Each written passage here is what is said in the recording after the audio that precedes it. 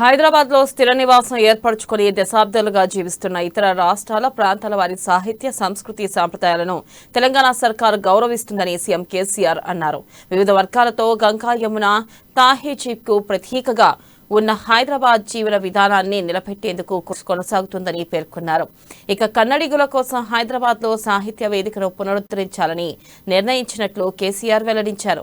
హైదరాబాద్ సహా ఇతర ప్రాంతాల్లో నివసించే కన్నడిగులు అంబర్పేట్ ఎమ్మెల్యే కాలేరు వెంకటేష్ విజ్ఞప్తి మేరకు ఈ నిర్ణయం తీసుకున్నట్లు తెలిపారు. కాచిగూడలోని కర్ణాటక సాహిత్య మందిర పునర్నిర్మాణం కోసం 5 కోట్ల రూపాయలు సీఎం మంజూరు చేశారు.